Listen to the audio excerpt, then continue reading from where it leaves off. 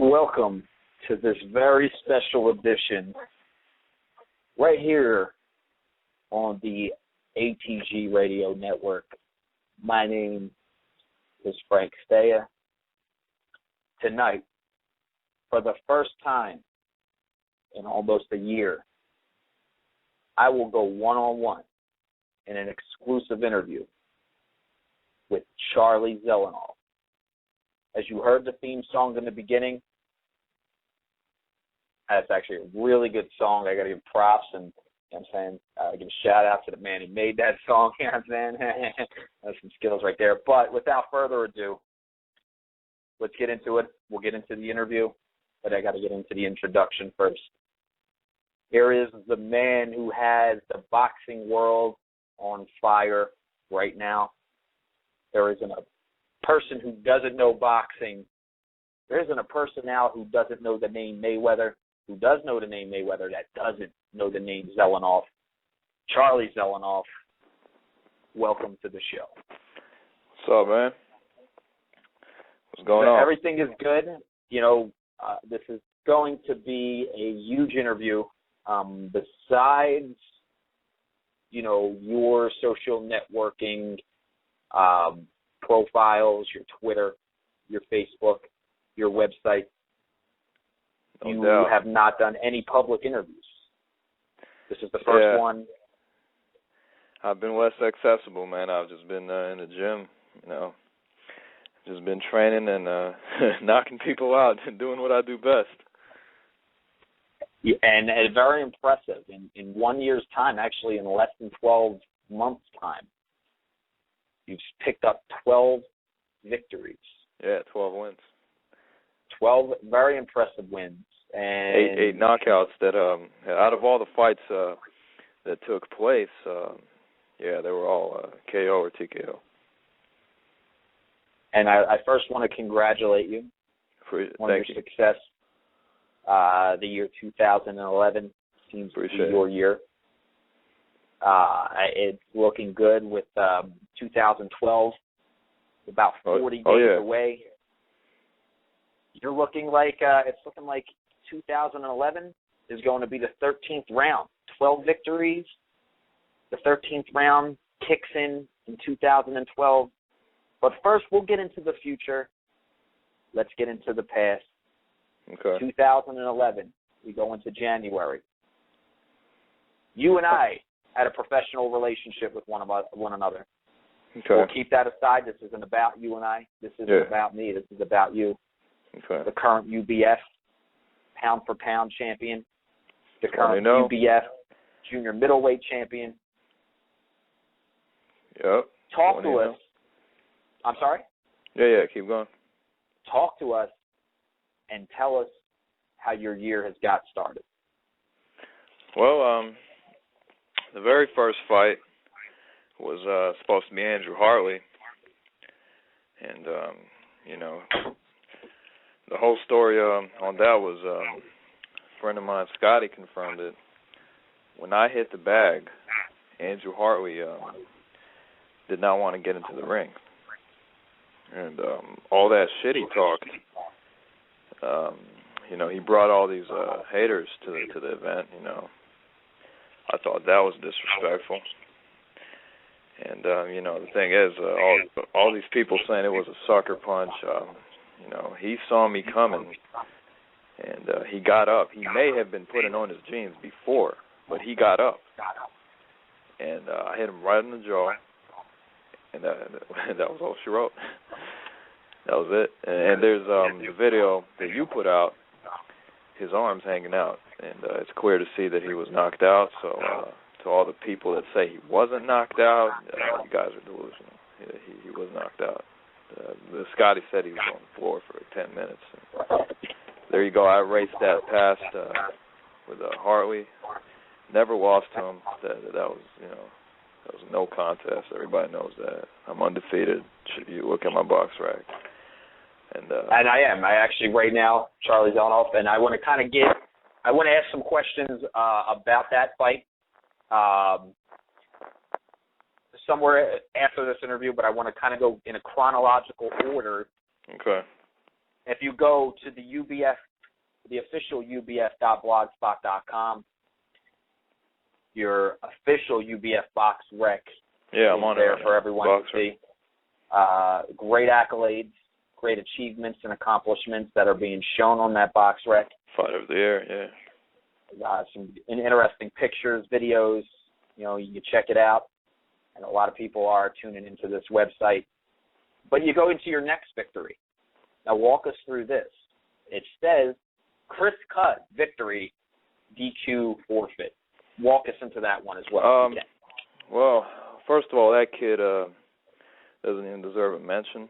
He's a bum. Like I said, knocked his older brother out. But he agreed to fight me, and he saw me. I was with a friend of mine at the Astro Burger, and he saw me, and he just walked away. I challenged him right on the spot. I wanted to knock him out right there, and the dude just kept walking and walking. And when you agree to fight somebody and then you walk away, that's considered a loss, like a forfeit loss. So I agree. If he didn't walk away, we all know what would have been the result anyway. So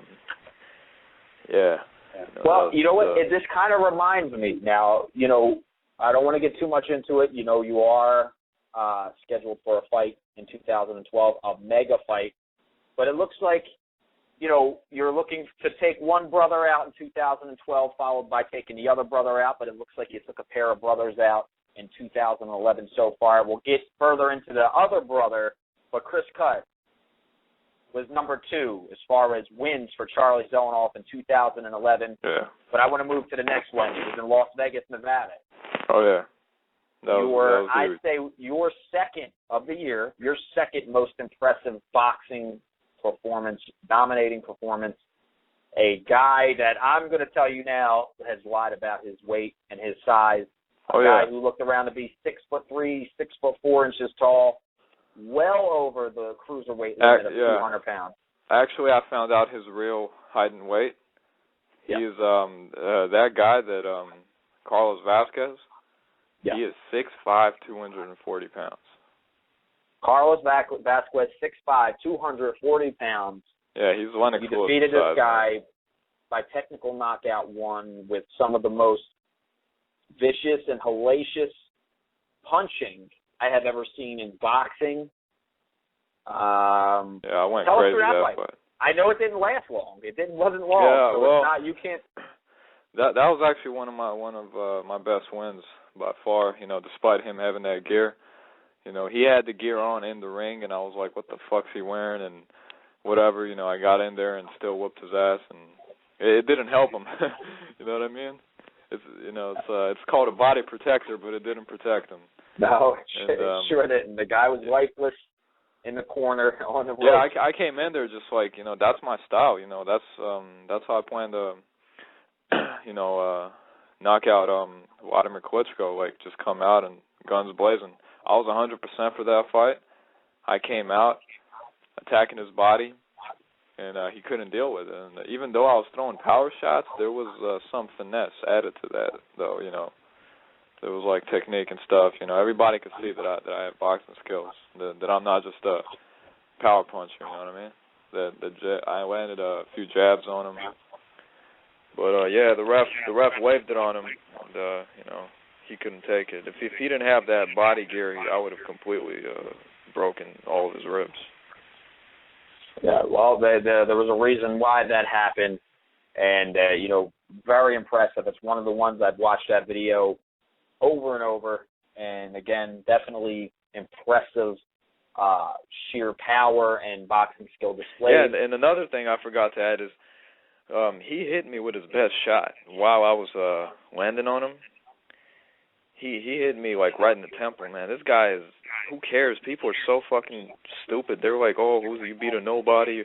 This guy is 240 pounds, 6'5". I mean, you know what I'm saying? That kind of, a punch like that lands on anybody, it can knock them out. I just walked right through it and stopped him after that. And TKO'd him. The ref waved it, and that's it, That was it. And I remember that you were using stellar head work, and I remember a head movement in that fight and I remember that right hand that he caught you with. That was a left. It was actually left a hand, left. I'm sorry, it was left straight, and you just walked right through it. Yeah. Very impressive with that. Charlie, Thanks. you go through 3 more victories up into the next fight I want to talk about. Your dominating TKO victory over Roderick Smith, another heavyweight and former light heavyweight contender Derek Harmon. Oh yeah. But then you go over to, we can touch on those fights, but the fight Roderick, that I wanted to get into was the fight afterwards. Yeah, well, let me start with Roderick Smith. Well, what happened was very random. I was walking up to my gym, and this guy Roderick Smith, he sees I was like, I don't know, I had like my belts with me, and he was like, "What kind of belts are those?" And I was like, "UBF." He started asking me all these questions, right? And then he follows me up to the gym, and then he goes, "Let me see some of your fights." So I show him that fight that we were just talking about with Carlos Vasquez, the heavyweight ITKO. Mm-hmm. And then he's like, "Oh, that dude's a bum, man." He's like, "I bet you," he's like, "I would take him out easily too." And he started running his mouth, right? And I tell him, "Hey, the gym's right here, man." I'm like, "Hey, we could lace him up right now." And that's it. You know, we went to the gym, and he squared up, I squared up, and I hit him with 5 body shots. And then right after that, he started running away from me. Roderick Smith is 6'2", 230 pounds. He was a big dude also, and, you know, he was running away from me the whole time. I caught up to him, hit him with a 1-2, landed on his shoulder. You know, he was running away. It was hard to catch him. You know what I mean? So I hit him in the shoulder, and he just dropped, and that was it. He got up, and he's like, "I've had enough, man." He just quit, so it was a TKO right there. Congratulations on that. Yeah, you go into the next fight. You face... Oh, man, that was... well, everybody heard the witness. That honestly, that was that was phenomenal victory right there when I knocked out that 6'4" heavyweight. 6'4", over 220 pounds. Yeah, the witness, solid that rock muscle. That dude, there was a lot of people. I just wish that shit was recorded. It was 2 punches, man. It was 2 punches. Basically what happened was I was working out at the LA Fitness. I come out and look, I never even seen this guy before. I had no idea who he was, and he just starts threatening, cursing at me. You know, yelling all kinds of shit like, "I'm gonna kill you, I'm gonna fuck you up," all this, you know. And I'm trying to figure out like who he is. I'm like, well, you know, who the fuck is this dude, you know? And I had my camera in my pocket, but he was already running up on me. You know, how can I record that? You know, the guy's about to attack me. So what happened was I squared up, and I put my belt down real quick, and I squared up, and he squared up, and I hit him with a right hook right on his jaw. And the dude like literally spun. He fucking spun literally, man. And he swings back at me. I'm surprised I didn't knock him down after that punch. He swings back at me, and he misses, and I counter. Like right when he misses, I connect. Like fuck, man. If that shit was on video, oh man, that would be amazing. Like I connected again, same punch, overhand right on his chin, and he dropped. Just like you hear the witness say, and he was out cold for 5 minutes, man. I put out a 6'4", 220-pounder cold for 5 minutes, man. And to those bounced, man. To those who say you're not ready for Klitschko, they're crazy. They got another thing coming, because if you're doing this, it doesn't matter. I which swear Klitschko. to God, it could be both Klitschkos. No, I remember I've seen the witness testimonials. And, you know, again, I got to congratulate you on that. Moving on to the next one. Again, light heavyweight contender Derek Harmon. I remember seeing some videos basically hyping up the this fight. You were going to go to Las Vegas. Well, what happened was Derek Harmon, I just wanted a warm-up match, and I started calling these gyms, and I ended up talking to his trainer, and he's like, "I train Derek Harmon. If you want, you can just have a fight against him." I'm like, perfect. You know, he's a big name. He's fought Prime Roy Jones on pay-per-view. Everybody knows that. And then Derek Harmon called me personally on a cell phone, and we agreed, you know, to have a fight and everything, no headgear and stuff, referee, and he agreed 3 times. Like, I just called him again just to make sure, you know, that he's not gonna back out and bullshit, right? So then a few days pass, and he goes and sees my videos of me hitting the bag, you know, all that stuff. And then he just, like, for no reason starts talking shit to me, you know, and I'm thinking, okay, well, why would he do that? I never disrespected him, you know, to back out of the fight.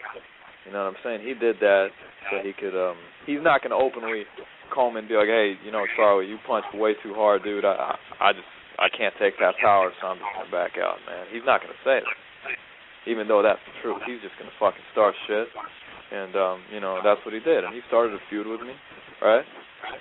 And he just went on Twitter and said he's not fighting. A few days passed, and he calls me to go to the wild card. I show up to the wild card, and he's not there. And then the UBF just counted as a forfeit victory for him. There you go. And that basically, if you look right there, you know, you had some victories, impressive victories over guys like Mo Ganu, Akeem Akambode, 2 guys, you know, Nigerian boxing superstars. Yeah, those guys Carlos are good. Vasquez. You got your revenge victories over Chris Cudd, Andrew Hartley. You get Derek Harmon. Now, Derek Harmon, again, a lot of people have, you know, criticized you in the past and say, Charlie, you're, I think at the time you were 10-0, if I'm not mistaken, 11-0. Let me count. My math is bad. But in that general area, 2, 4, 6, 14-0. Yeah. Derek Harmon went a lot of rounds with Roy Jones Jr., was actually ranked as one of the top 5 best light heavyweights in the world in his time. It's a good victory. It's a good name. Definitely. Followed by another good name. It's a very famous actually, name. That same day. A guy who's a famous assistant trainer to Freddie Roach. This is a guy who was in the gym working with guys like Manny Pacquiao, Amir Khan, Julio Cesar Chavez Jr., and I'm talking about Shane Langford. And this is Shane Langford, who you've had a couple run-ins with, a couple verbal altercations with in the past. Yeah. You put him out again. It seems like nobody's lasting around. I beat that little bum up, man. Well, what happened was, when Derek Harmon wasn't there, I'm like, whatever, I'm just gonna hit the bag. And then I signed, they asked me to sign that waiver, whatever the hell, signed it, hit the bag, and this dude just starts talking shit to me out of nowhere, you know? He just starts running his mouth. And I didn't even say anything back to him. I just hit him. I just hit him right there. And then he tried to tackle me. And then 3 people grabbed me and then I just started, I just kept punching him over and over, man. I hit him with 4 or 5 shots on his head and knocked his ass out, man. And 3 people at the whole damn gym, the whole damn wild card had dragged me away because, I could have fucking killed that little dude, man. And I think that right there, it's one of the famous territories you've invaded and dominated. Yeah, if Manny Pacquiao was there, I would have done that to him. I bet you would, and you know my thoughts on a possible showdown between you and Manny Pacquiao, but you pick up more victories after that. You pick up after Shane Langford, you pick up a couple more. Another victory that same underground day. victories. That same day, Walk us through that. You faced a middleweight. You faced a middleweight with this one was this was real. One of the most brutal knockouts I ever scored, and I go to the club, right?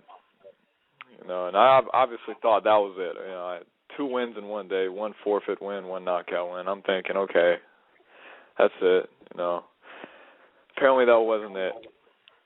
I'm walking to my house, and this black dude with dreadlocks, never seen him before, no idea who he is. He was about my size, 6 foot, 160, 162, about that size. And he starts running his mouth, right? he gets up. He's like, "What's up?" And I'm like, "What?" And then he goes, "I thought you said something." And I'm like, "Wait, what the fuck?" And then that's how it started, right? And he picks up his hand, and I'm like, "1 second." And I had that shirt, What You Know About Titles. The UBF made it and stuff. So I took off my sweater, and then he was like, "Oh shit!" And I'm like, "Yeah, that's me. I'm world champion." And then I pick my hands up, and all of a sudden, this dude, like, his eyes go from he goes from Billy Badass to big pussy, like, oh shit, he just gets scared all of a sudden, And he goes, "Oh no, I don't want to box you." He turns around and grabbed him by his sweater. And I didn't hit him from behind. I waited till he turned back around, right? He turned back around, and I just uppercut the shit out of him. I uppercutted him with my full force right in his jaw. Like, with one punch, I broke his jaw, man. Like, it was flush, like, boom. Then I hit him again, then a second time, then a third uppercut, and then a fourth uppercut, and then a fifth uppercut, and I knocked his ass out cold right on my street, man. Swear to God, man. Like, I thought I demolished him, man. And this dude was not, no pussy. He looked pretty tough, though. Win number 16. Yeah, that was I mean, like, the thing is, like, it was just random fights, man. I mean, hell, if I knew, I need to get a camera crew to follow me everywhere I go, so all these fights can be recorded from now on, man. And with you mentioning that, and I know after the Shane Langford victory, you wanted to take the rest of the year off. You picked up quite a few victories in that year, and you figured, hey, that's enough. So you pick up the victory over that the guy with dreadlocks. Yeah, the dreadlocks. In one day, about a month later, if I'm not mistaken, you pick up 2 victories in one day. You go to a gym, and there's I two went to James champions. Toney's gym. In James Toney's gym, and there's 2 guys that are champions in their respective division. At first, they decide, hey, we're going to get in the ring with you. Contracts are signed. You're getting ready to get in the ring with the guy who's a super middleweight, a guy who is closer to your weight. He backs down. Well, tell us about this one. What happened there was, I've been getting messages on YouTube. People were telling me, hey, Charlie, you should go beat up James Toney. He trains at the IFC gym out here in Van Nuys. It's, close to where I live, Hollywood, California. And, I called him, and they told me James Toney does train there. And I said, did I want to fight him, get it recorded? I'm like, will you guys allow recording and stuff? And they said, yeah, sure, come over. And they were pretty disrespectful with me on the phone, So then I go there, and they tell me James Toney went to go fight Denis Lebedev in Russia. He wasn't there. So I said, it's okay, just put any heavyweight there in front of me. You got put the toughest heavyweight you got. And there was some heavyweight they had there, and the super middleweight, it was later, right? And then the heavyweight signed a waiver to fight me. But then they told me that the fight cannot happen until the owner comes. And until the owner, he has to see it. He has to, sign all that shit, So I waited and waited and waited. So then I go hit the bag, right? And not even with my full power. I just hit the bag, I'd say, with 70% power because I didn't want to mess up my hands before the fight. And, this guy didn't want to get in the ring. And then the super middleweight, I mean, you all saw it. I got it on camera. I got proof that he didn't want to get in the ring. He just backed out. And they both signed waivers to fight me. So since their signature was on there and they refused to get in, like when you sign to get in the ring with somebody and then you don't want to get in the ring with them, that's considered a loss on your part, correct? So there you go. The UBF counted 2 wins right there for me. So that's 18-0. 18-0. You pick up 2 wins in one day. Very impressive. Seems like nobody wants to fight you. But after your next victory, your next fight, probably best the one, most man. satisfying, sweetest victory, and I know this from personal experience. It's a guy that you've known from since you were a child. Yeah. You've grown up.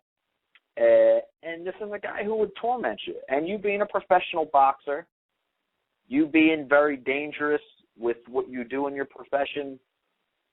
Oleg Cut, another one, claims to be a boxer, and a mixed martial artist. He's a joke. That's what he is.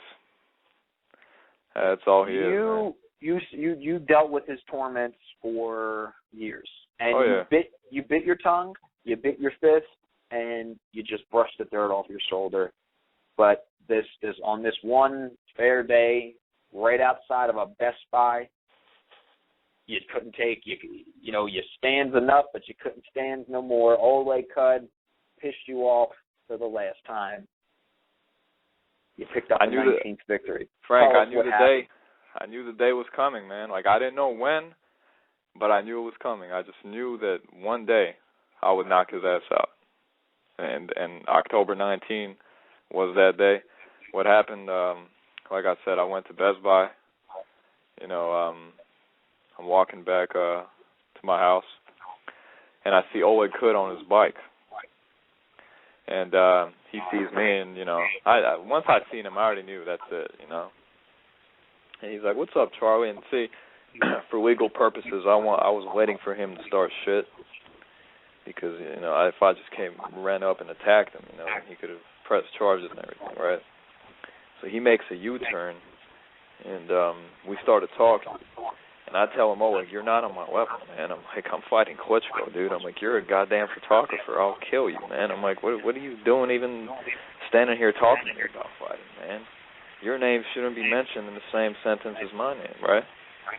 And he just kept yapping his mouth and stuff. He's like, at first, what I told him was, I'm like, "Hey, you know what? Let's walk over to my house and my dad will record me and you fight, and I'll knock you out and we'll put it on YouTube. That way people see me beat your ass." And he said, "Okay." And then he grabbed his phone as soon as he saw that I agreed. He's like, "Oh, but I got to go pick up a friend." And then he goes, "Charlie, if you really wanted to, you'd do something right now." And I'm thinking like, let's see. Well, this is my only chance to whoop his ass, so, I got to do it. And I come up to him. And at the time, my PSI was 4,200, and I'm like, 4,200. I'm like, I can take anybody. I can beat anybody. He's like, "Yeah, but you haven't knocked me out." And I'm like, "I can beat anybody." He's like, "Yeah, but not me." And as soon as he said, "Not me," I just came up, and he saw me coming, and I hit him with a 1-2. And Oleg literally flew onto the road. From the sidewalk to the road. He flew onto the road. I swear to God. It was crazy. That's how hard I hit him. And he got up, which was amazing. He got up, and he tried to take me down. Like he went for like an MMA takedown, and he failed miserably. I sidestepped him, and I hit him in the shoulder. And that was it. That was all she wrote, like I said in the video. I dropped him just by landing on his shoulder because I threw with so much power that if I hit him in the face, I would have literally fucking killed him. And I connected on his, that was it. He dropped, and that's it, man. It was the easiest, but I'd say that ranks up there as one of my best wins. If not, knocking out Oleg was, because he was my enemy, you know what I mean? Your most satisfying victory. Oh, yeah. He deserved all that shit, man. It's like, he lied. Let me clear things up, right? He lied to everybody. Look, man, him and his brother jumped me from behind. There was never, me and him never had a fight before. I was walking home with my backpack. I had no idea he was coming. He hit me from behind. He never knocked me out in any kind of fight. He lied to everybody. Me and him had a legitimate fight on the street, and I knocked his ass out cold. That's it. You know what I'm saying? There's actually somebody came up to my friend Scotty, a friend of Oleg's, and said that I broke Oleg's jaw. A friend of Oleg said that Oleg went to get dental treatment because I hit him so hard that his jaw was wired. And I actually want to touch on that there. Yeah. You know, there was a lot of people. You know, you have fans, you have enemies, haters out there that investigate. Oleg Kudd, for days in at a time, was unavailable. Would not comment. Nobody had seen a picture because, you know, he's a photographer. He's always putting up nude photos. Of course, of himself. It was obvious. He did not comment. He said, "Just leave me alone." You know, congratulations. Very obvious. I remember that, and I remember even being the one to tell you, "Hey, don't stoop to his level. He's just trying to test you." But hey, he tested the wrong guy. Yeah, I know. I remember. There's been people have told me that he's been acting like, you know, it was pretty obvious that he got his ass beat. You know, like as soon as I put out those videos that I knocked Oleg out. Well, with you living close, have you ran into Oleg ever since that day? No. Well, I'm sure that I'm unless he has a death wish, you know, he'll never come up to me again. You know, I broke the guy's jaw. I don't think he'll want to come up to me again after that. I mean, that would be and for his brothers too. Chris. I don't think Chris wants to follow in his footsteps, man. Good win, man, and congratulations on that. Thanks. Yeah, that was a win I had to you know get to knock Oleg out. That was just like I said, I knew the day was coming, man. That's it. Well, after that fight, you celebrated. You made some videos. You posted on Twitter. You made it known that was your victory. That was the most satisfying victory. And you decided, hey, I'm done. Once again, this is like the 10th time in 2011 you said that's your last fight. But stuff keeps happening. I haven't made they even to know hat that I was like, that's it. You know, the UBF's making another shirt, greatest of all time. That's it. I'm done for the year, man. Well, you come out to you plan a trip to come out to Vegas to celebrate, to relax. It's your playground outside of Los Angeles. I stopped training. I only trained one time. After that, to this day, my pinky finger is still messed up from knocking Oleg out. That's how hard I hit him. I dropped him with a left hook. So, anyways, I went to Vegas just to celebrate, you know, meet new girls and stuff. I did not go there to fight anybody, man. But we all know how that turned out. Well, and to this day, now, you know, it's on this actual network, there was a big show, a very popular show that went on. It had a lot to do with your opponent on that very trip, had one of your past opponents as well. You know, they've said some stuff, but walk us into it. You know, everybody had their side of the story, and, you know, the other people on the other side, it did seem that everybody had some sort of a different story, and they were supposed to be together. It kind of seemed fishy. It kind of seemed like they took a bite out of a sour apple. And if you don't know what that means, it means they were a little bit bitter. You go to train at a local gym close to the Las Vegas Strip, known as the Hit Factory. Yeah. You say, hey, you know, you go there, you know, you heard Hasim Rahman train there, and you figured, hey, I'll go in there and get some work with Hasim Rahman to prepare for Vladimir Klitschko. Yeah. Hasim Rahman wasn't there. No, he wasn't. Well, yeah, I was supposed to meet Cassius Green, who's nothing but a liar, and Cassius Green's a bum, man. I'll say it publicly. He's a bum. That's it. But anyways, he's not relevant. I went in there, and Hasim Rahman, I asked if he was there. I was like, I want to spar Hasim Rahman. I'm fighting Vladimir Klitschko. And they were like, which one? I'm like, both of them. I'm like, hell, him, his son, whoever, you know, but bring both of them on. You know, it doesn't matter. And then they're like, but you're only a middleweight. And then when I started hitting the bag, the Hit Factory guys, they shut their mouth quickly. And I just kept on training. And I literally just, like, gave out. I was so tired. I was like, you know, those videos of me hitting the bag with extreme force. you know, because like I said, I had no idea I was going to have a fight that day. So I just, I was really tired. I threw every punch just to show them how powerful I am. And then Cassius Green shows up to train some of his amateurs. I don't know, one amateur kid he was training, holding the mitts with, whatever.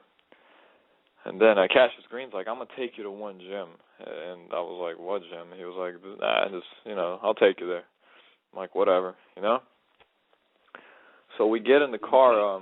The amateur fighter that Cassius Green was training, his mom drove us there. And then to that Johnny Tacos. We go there. World famous Johnny Tacos. A lot of the best have trained there. Mike Tyson had many of his training camps there. World famous gym. The oldest boxing gym still standing in Las Vegas. Yeah, Johnny Tacos. So, you know, I go in there and I see all these people and I just like, they're all looking at me and shit. You know, I just had a feeling something was going to go down. And, again, I was hitting the bag over there. I was training over there. I'm just hitting the bag real hard. And Floyd Mayweather Sr., he's just sitting there watching me hit the bag, right? And he goes, you know, you got power. It's obvious you got power. And then he starts talking shit. He's like, but you ain't got no skills. He's like, you got knockout power, but where your skills at? And I'm like, I got more skills than anybody you know, man. I tell him that, right? And then I tell him, you know, I'm fighting Vladimir Klitschko, and I've knocked out many heavyweights this year. He's like, cool. You may knock out any heavyweight. He's like, you may knock out heavyweights. I'm not doubting you. But I can guarantee you one thing. You can't knock me out. Floyd Mayweather Sr. tells me that. And I start laughing, and I'm thinking, like, wow, I'm like, should I really, like, I'm really tired, you know. I'm, like, not at my best right now. I was, you know, but at the same time, I'm thinking he's asking for it, you know. He's asking for an ass whooping. And I looked around, and his whole posse's there, all these, you know, all these guys are there, you know, his whole, I came there, Curtis wasn't even there, nobody from my team. I mean, it was just me. I mean, how many prize fighters would come down to someone else's turf all by themselves without their camera crew, just by themselves, solo? Nobody would do that. Nobody would have the heart to do that, you know? And I'm thinking, yeah, and I'm like, whatever. I'm like, I'll get in the ring. I had 10-ounce gloves. He puts on 8s. I'm like, whatever, he can have the 8s, you know? And this is the footage. In the very beginning, Cassius Green was not reffing. There was no ref in the very beginning, correct? The bell rings, and I rush Floyd Mayweather Sr., and I hit him 8 times in his jaw. 8 times, man. They all have the footage, man. All these people all these Mayweather people in his camp, whatever, they all have the footage. That bum Lydell Rhodes, he has the footage. They're not putting it out because they all saw what happened. I know the truth. You know, they all seen it. I landed 8 hooks in Mayweather Sr.'s face. And just like you saw in the video, his knees buckled. His knees buckled right there. He grabs me, and he tries to tackle me. You know, like, I'm thinking, what the hell is he trying to do? It's not a clinch. He literally tried to tackle me because he was getting his ass beat. And then I said, referee. Cassius Green steps in, and you know, everybody's seen what happened then. And I did the same thing. I hit him again, and that's another 8 punches in his face, and then 1 in his body. Total, that was 9. So that's 17 unanswered punches. Usually a fight would be stopped right there, correct? Absolutely. Yeah, and then, you know, I was at 30%, and I was still destroying him.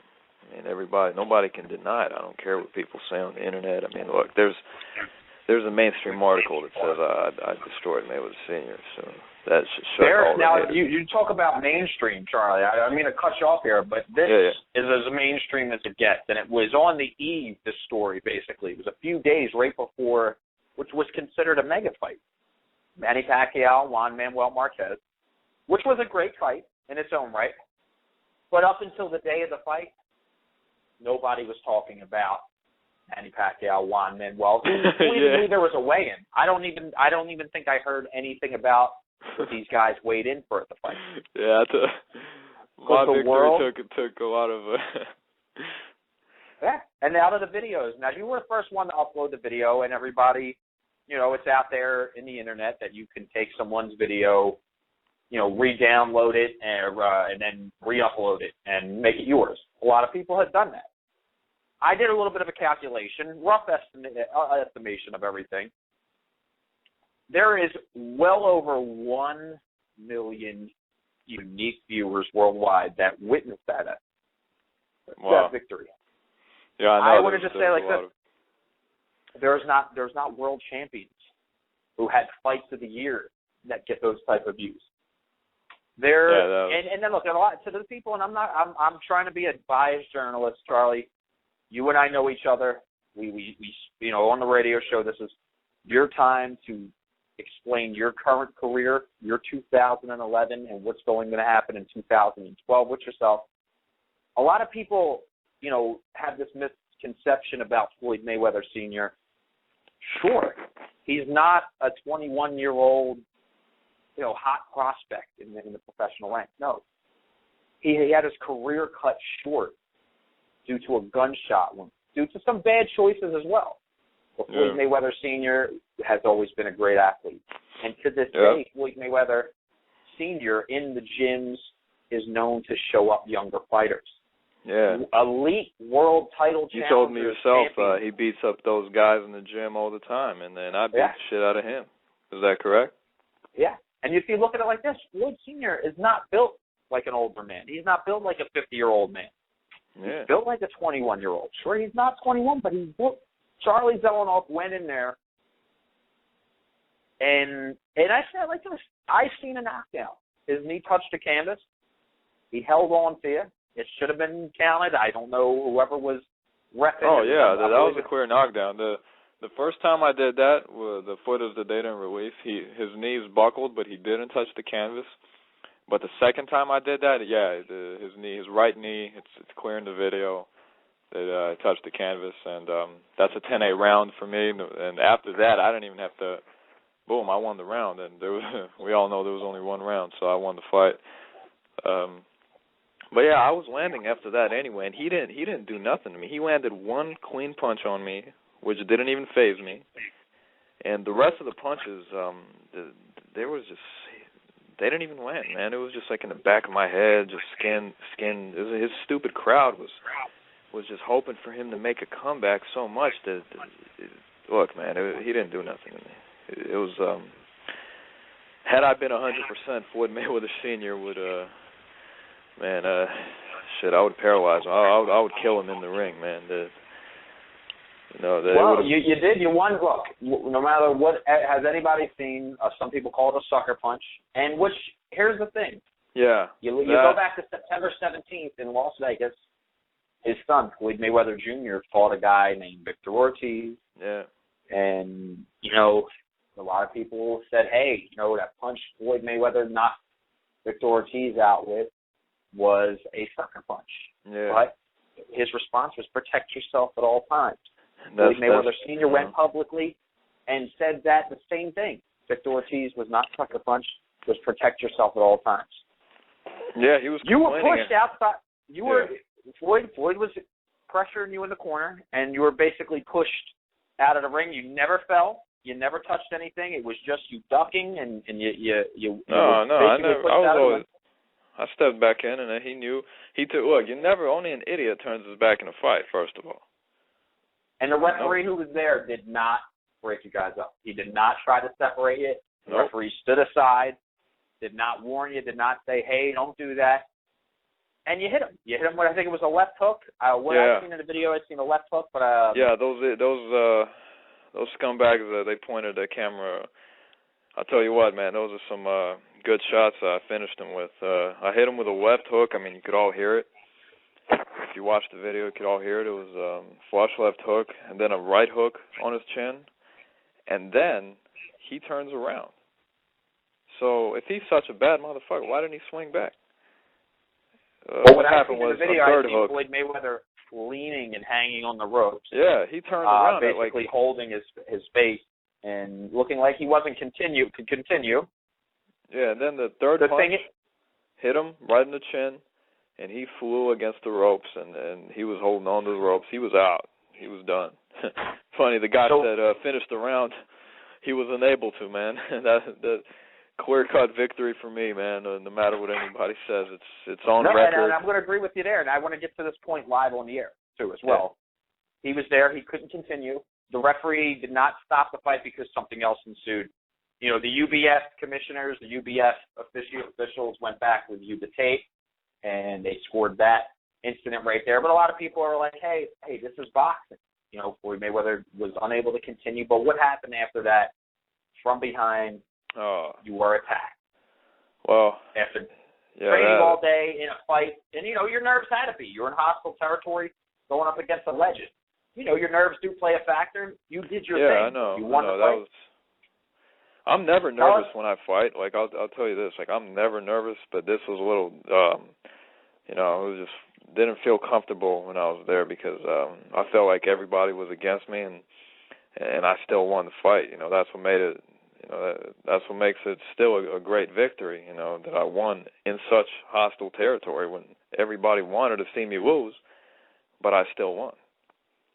You know what I mean? It's like an NBA team playing on the road. You know, when you win, you shut the whole crowd up, man. And if anybody wanted to argue, you know, for one, Floyd Mayweather couldn't continue, and you were attacked. Floyd Mayweather had outside interference, entered the ring, and in any boxing organization, in any boxing rules, anybody from anybody's corners comes in. Yeah, it's a DQ. It's a disqualification. So, you know, and it's like this. The fight is recorded down as a technical knockout victory. Yeah. But if anybody wants to disdain that decision, Charlie Zelenoff still wins either way you look at it. Oh yeah, I won no matter what. But UBF counted a TKO. But yeah, that look, I thought the whole damn gym jumped on me. If I knew it was just that little prick that Lido Rhodes, oh shit, I would have gotten up and killed his ass. I thought a mosquito sat on me, man, after I knocked out Mayweather Sr., man. I was like, this guy punches like a fucking female, man. This dude, he didn't even connect cleanly, man. He hit me in the damn gloves, man. Anyway, dude's that guy. Well, with Lydell Rhodes, we know you dislike Lydell Rhodes, you know, and he Lydell Rhodes, if you listen to this, I will knock you out if I see you anywhere, man. I don't care if it's on the street. I don't care if it's at a weigh-in. I don't care wherever it's at, man. You're getting your job. Well, would you ever consider a tune-up fight before Klitschko, or are you just focusing anytime? But he has to come to my gym. He knows where my gym's at because I'm the champion. I'm 20-0. I'm on the front cover of a magazine, not him. So the only way he gets a shot at my titles is if he comes to L.A. That's it. Spoken like a true champion. And, you know, I got to congratulate you going chronologically through your victory.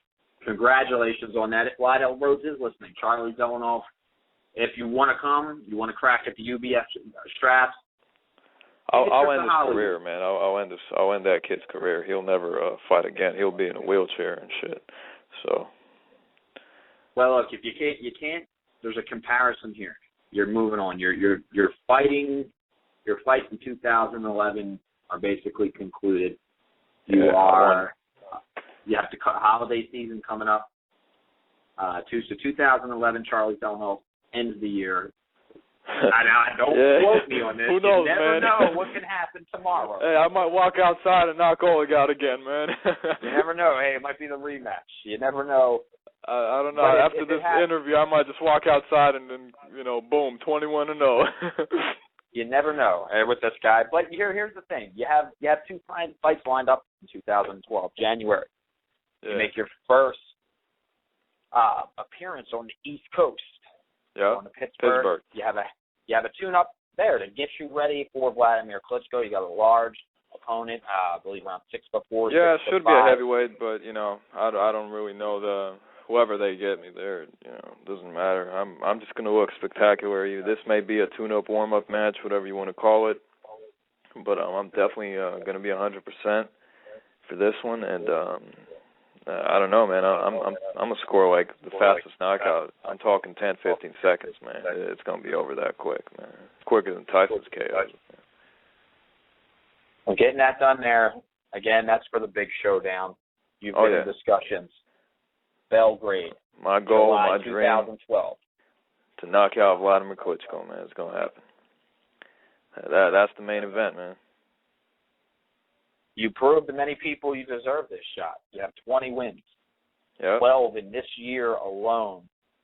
And again, I've mentioned this in a video, and I've mentioned this to a lot of people. You are not going out there calling out just these regular guys that, are trying to test you.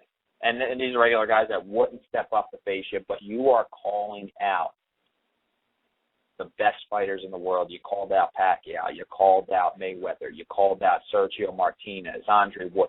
None of these guys. Everybody, man. Because everybody just either ignored the challenge or was just afraid. Yeah, they said no, sorry, too risky. So you a lot called of them out just Vladimir ignored Klitschko. me. Yeah, Klitschko took the fight. And Klitschko accepted the fight. You're in the negotiations right now as far as money is concerned. Yeah, he but did. For you, it's not about the money right now. But in this fight, the money will come for you. Yeah, it's not. It's never about the money. It's just it's the pride. You know what I mean? The money's great and everything. I mean, everybody wants money, but I'm doing it for the glory, man. I want when it's all said and done, I want to be remembered.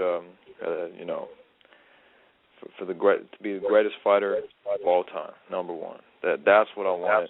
I don't want to be remembered, oh, yeah, I got the fattest paycheck, man. No, I got the greatest knockout. That's what I want to be remembered for, And as of right now, Charlie, you hold claim to the number one pound-for-pound fighter in the world. And there's, with Mayweather and Pacquiao, though nobody know which one to put ahead of each other. Yeah. There's one guy that goes above, and that's you. Tell us how it feels to know that you are better than these fighters that, guys on ESPN, Friday Night Fights, HBO, Showtime. How does it feel to be bigger than these guys? It feels great. I mean, the thing is, I have a history of calling out Mayweather and Pacquiao. I mean, I would knock both of them out in the same night. I hit too hard for them. And then not just that, but I'm faster than both of them, which is crazy because I'm a lot bigger than them. And I'm quicker than them. I hit harder than them. I'll knock both of them out. They're too small for me and stuff. Martinez, same goes for him. Mayweather and Pacquiao, I think Mayweather's more skilled than all three of them. But, as far as power, none of them can take enough power. So you're with that. You're there. You have you just debuted a brand new T-shirt to be available for any fans that want to purchase.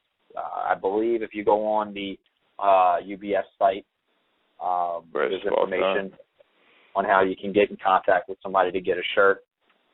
You have the UBF. Anybody that wants one, they just they send me the money, and then the UBF mails them the shirt. It comes from New York to They just got to post the address up and, boom, and that's it.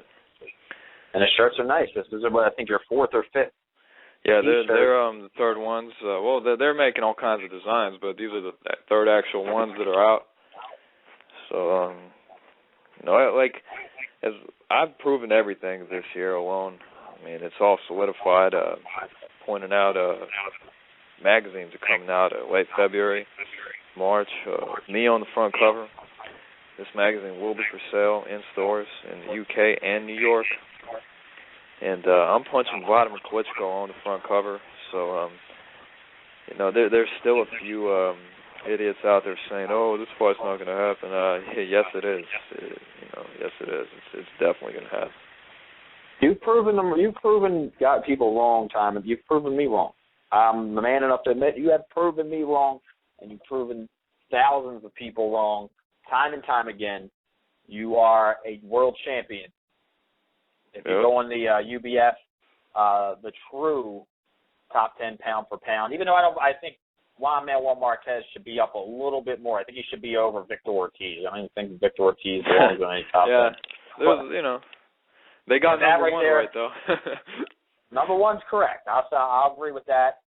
You have world record breaking feet. You have a PSI score out of this world. You have proof. You have proof. You have official, documented government proof or whatnot. Yeah. And you also have proof for the most amount of vicious hooks in 1 second. Now it's like that's amazing that I could throw 18. 18. Now I remember, a few months ago you were at 9, 10, and 6. I remember your PSI went with 750. That's how that goes back. 750 went to 850, 1050, and it just exploded there. And I remember when it was at 1050, and I remember I was with you, and we didn't think that it could really get harder than that, and it did. It went almost 5 times to where you are 21 pounds from exactly 2.5 pounds. 5,000. Yeah, I'm like basically hitting 5,000. That's way too much power. Like, if I was to, anybody. I mean, there's just nobody. People don't understand. They're like, oh, but how much do you weigh? It doesn't matter how much I weigh. I mean, if I hit any heavyweight, Vitaly Klitschko, Nikolai Valuev. I mean, sure, Vitaly Klitschko may have a good chin, right? Sure. But not if I hit him though. Then he has a glass chin. You know what I mean? So that's just what it is, man. There's just nobody out there who can beat me, and I'm gonna prove it, man. I mean, I already proved it, but I'm going to prove it once I start knocking out all these top 10 heavyweights on pay-per-view. Then people are gonna see it, man. Well, that's what I've seen now. You've stepped into an elite fighter, and for me to interview you, I try to only associate and interview the best as far as being on shows, and it's an honor. I know, like, as you and I have history, that's in the past. I am enjoying the ride that is going on right now. That is the Z Train, and watching everything new that you put out there. You are a star. A year ago today, you were more accessible than you are. Anybody can basically get a hold of you. Now you are a star. You have to watch out. You're basically on that A-list level to where, if you don't have somebody watching your back, or if you don't stay low key, you can't go out shopping at a regular store without being hounded half the time. Yeah, actually, what I forgot the other day, I was training, and everybody's the taxi driver asked me to sign an autograph for his 8-year-old son, and because I told him I'm fighting Klitschko, he's seen the greatest of all time shirt. So yeah, I signed a few autographs and stuff. It was pretty cool. You're there, and I even remember your first trip, your first fight in Vegas, your first trip. You were taking pictures, and you signed napkins and bars, and I remember this. Here's like this.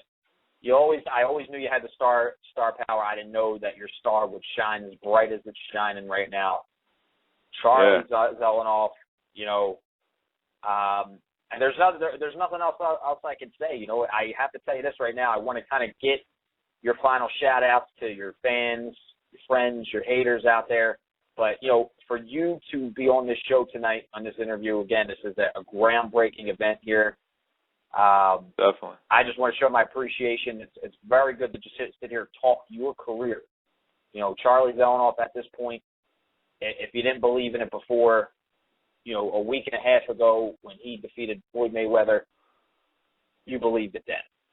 World Star Hip Hop, every major boxing website, sports website. Dan Raphael was tweeting about it.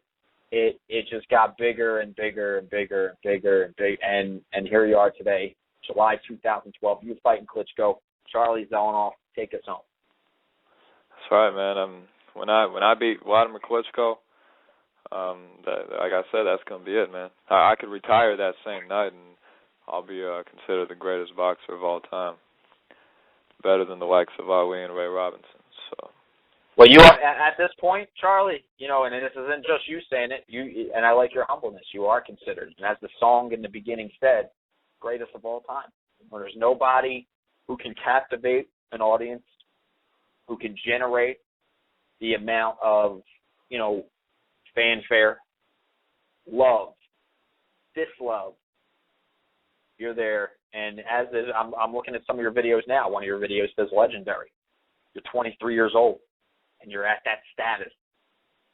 Yeah, I'm still young. I'm still 23, and the reason is when I say like no fighter can and will ever beat me is because like with that kind of power, that kind of speed, nobody can take that, man. There's just no fighter that they can take my power and just be able to give something back because nobody. I mean, like I said, when I was whooping on Mayweather Sr., that was not my best punches. And see, that right there, 30% of my power made his knees buckle twice and knocked him down. So you can just imagine if I was at 100%. Shit, But, the Vladimir Klitschko fight, he keeps his guard down, and, that's not a good idea against me. You're right. And, and that's the thing is as this fight draws closer, people are going to be picking who they want to win. I, myself, I'm picking you to win.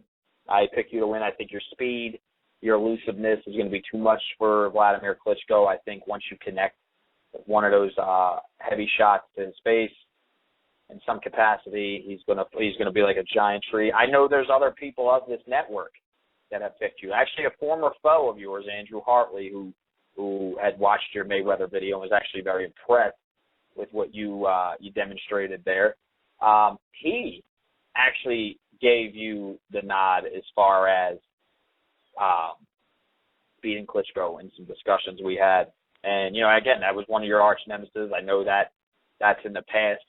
But, people that you at one point were, I guess, enemies or just not associated with you are picking you to beat. How's that feel? That you're actually changing people's views on things. Oh, like I said, I mean, everybody on the night I beat Klitschko, everybody's gonna. There ain't gonna be the word hater will not be in the English vocabulary that night, man. The word haters. I mean, look, these guys are they're all deluded, jealous people, man. They know I made it to the very top of the top.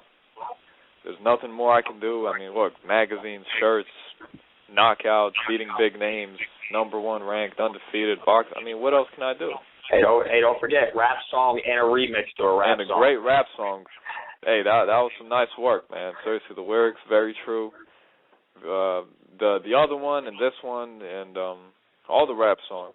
You had the Bone Thugs and Harmony Bone Thugs as well. and Harmony. That was sick. I mean, they're making another one. They're making another one. Oh, no, I don't know if AT Jesus is going to have to turn the heat up after that. That song today, that was great. That was great. I listened to it like 8 times, man. That was a great song. A lot of people are buzzing about it, but regardless, a lot of people buzzing about Charlie, King Z, Money, Zelenoff. There's the That's right, T-shirt. 21-0 in January. 21-0 in January. 22-0 July World Heavyweight Champ. He's going to put his UBF titles on the line against the titles that Vladimir Klitschko has. Yeah, I'm going to try to make the weight. I'm going to try to make the weight and take all his. The fight's happening regardless whether I make it or not. But I'm going to try to make the weight and take all of his belts, man. We're looking for it, and I'm looking forward to it. The biggest, best fight out there that can be made. Yeah, never a dull moment with Charlie Zelenoff. You never know what to expect. Unpredictable. Very, very, very. Once again, I really appreciate you sitting down and spending this time with you. And no problem. Which I think was a phenomenal interview.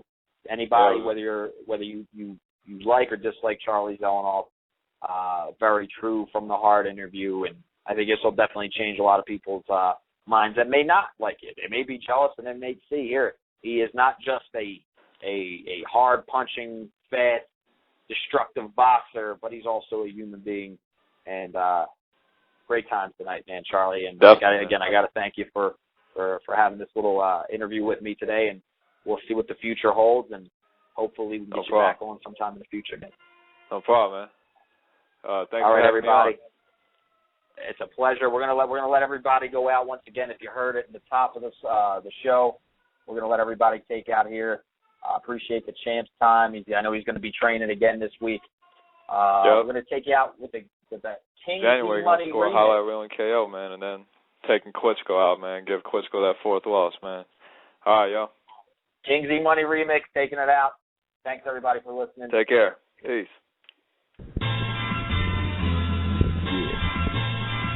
ATG's Jesus. King Z Money remix. It's King Z Money. King Z Money. King Z Money. King Z Money. King Z Money. King Z Money. King Z Money. King Z Money. Got that 4979 PSI with the paperwork to prove it is notarized. 12 opponents in 1 year, all been pulverized. Cover of a magazine going nationwide. Oleg cut, got KO, broke his jaw and eye. World champion, count him up 4 times. Got new t-shirts proving that he is the GOAT. 18 hooks in 1 second, that's all she wrote.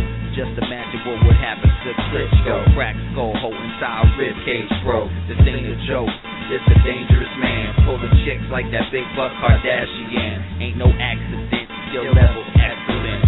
Pound for pound, Charlie Z is the best of men. This a testament while the haters rest in peace. This modern warfare free with Charlie Z. All you see is his hand raising victory. Second to none, he's the greatest in history. 20 had tried, 20 failed miserably. No man alive can match his ability. It's the King Z Money. With him heads, this pussy gets sticky like honey. He's the best, matter of fact, he's way better. Shocked the world when he knocked out Mayweather. The main attraction going down in July. Time for action, 40,000 live. Klitschko gets KO'd, center of the ring. First round bell ring, bow to the king.